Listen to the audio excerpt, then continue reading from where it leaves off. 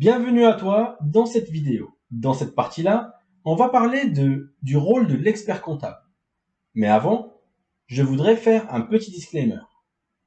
Il faut savoir qu'une entreprise peut tenir elle-même sa comptabilité. Tu peux très bien recruter un comptable, acheter un logiciel comptable et internaliser la fonction. Par contre, si tu décides de l'externaliser, il faut absolument que ce soit à un expert comptable. Un comptable au black ou un comptable tout court qui n'est pas inscrit au tableau de l'ordre des experts comptables ne pourra pas tenir ta comptabilité. Et tout exercice illégal de la profession est un délit pouvant donner lieu à des sanctions pénales. Je te mettrai sous la vidéo l'article si tu souhaites du coup aller plus loin et te renseigner. Mais maintenant, on va se concentrer uniquement sur le rôle de l'expert comptable. Lors de la création de ton entreprise, l'expert comptable aura pour rôle de te conseiller sur le statut juridique le mieux adapté à ta situation et à ta vision long terme.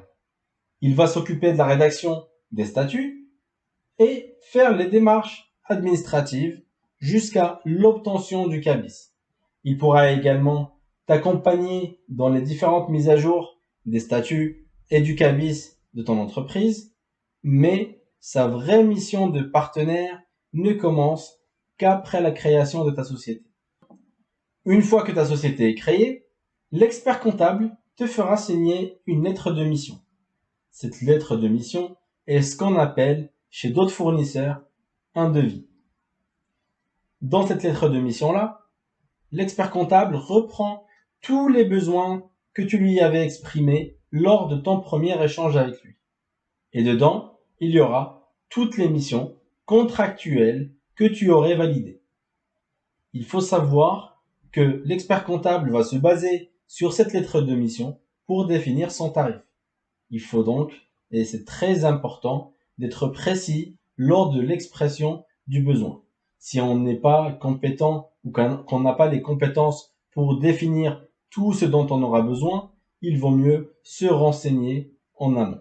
Les principales missions qu'on retrouve dans cette lettre de mission sont la tenue de la comptabilité, qu'il faut savoir que on peut lui confier tout ou une partie de la comptabilité. Il se chargera donc de définir le plan qui correspond à ta structure. Il va également gérer les différents journaux comptables. Quand on dit journal comptable, on va parler du journal d'achat, journal de vente, journal de banque, journal des opérations diverses et d'autres journaux si besoin. L'expert comptable s'occupera donc de mettre à jour régulièrement la comptabilité et établir les déclarations fiscales et sociales dans les délais convenus. À la clôture de l'exercice, il sera en charge d'établir le bilan, le compte de résultat et l'annexe de ton entreprise. Si tu as un groupe avec plusieurs sociétés, une holding avec des filiales, il pourra également s'occuper de la consolidation des comptes de tes différentes sociétés. Il aura également pour rôle d'examiner tes comptes annuels. Et s'il détecte des éléments qui remettent en cause la sincérité des comptes de ton entreprise, il reviendra vers toi pour t'informer et surtout pour trouver une solution rectificative. Comme je te l'ai précisé dans le chapitre du rôle du dirigeant, tu es le seul responsable de toutes les décisions qui se prennent au sein de ta structure.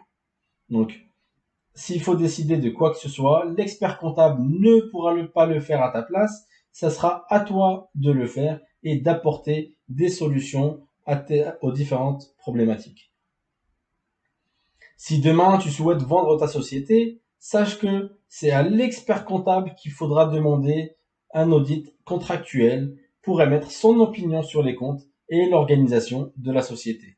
Ça peut être toi ou le repreneur qui fera appel à l'expert comptable pour cette mission-là. L'expert comptable a également plusieurs cordes à son arc. Il ne propose pas que des services comptables. Ce n'est pas parce qu'il s'appelle expert comptable qu'il ne fait que de la comptabilité. Ça, c'est le rôle du comptable. Le comptable, effectivement, ne pourra pas faire du social, du fiscal et du juridique. Par contre, l'expert comptable a les compétences pour.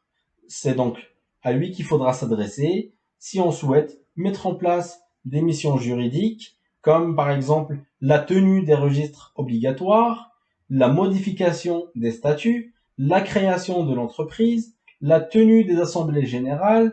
Il pourra aussi rédiger les projets et procès-verbaux ainsi que la convocation à l'assemblée.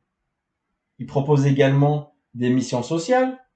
Il pourra donc établir tes contrats de travail, il pourra établir tes bulletins de salaire et donc faire les différentes déclarations de charges sociales et remplir la déclaration sociale nominative. On pourra également lui sous-traiter élaborer des déclarations de résultats fiscaux, de l'impôt sur les sociétés, de la TVA et des différents impôts auxquels ton entreprise est assujettie. En plus de ces différents rôles, l'expert comptable pourra également ou pas proposer des missions économiques. Il pourra t'accompagner dans le calcul des marges générées par ta société et comparer avec celles de ton marché. Il est également en mesure de t'accompagner dans la recherche de financement ou dans une levée de fonds. Il pourra aussi assurer l'établissement des budgets et des prévisions financières. Personnellement, je ne conseille pas de déléguer cette partie-là à l'expert comptable. En étant moi-même ex-contrôleur de gestion, j'ai accompagné plusieurs sociétés pour cette partie budgétaire et prévision financière et je conseillerais plutôt d'avoir quelqu'un en interne qui pourra être proche de la direction et proche des équipes. Comme je le dis souvent, un expert comptable a un business à faire tourner et vous avez le vôtre à faire tourner également. Il ne pourra pas donner énormément de temps à votre business et ses collaborateurs ne sont peut-être pas ou n'ont peut-être pas toutes les compétences pour s'occuper et gérer votre partie budgétaire et prévision financière. Donc si on peut garder cette partie-là en interne, ce serait mieux. Maintenant qu'on a parlé du rôle de l'expert comptable, on va passer au choix de l'expert comptable. Dans la prochaine vidéo, je vais vous montrer comment choisir le bon expert comptable qui pourra être le meilleur partenaire pour votre business.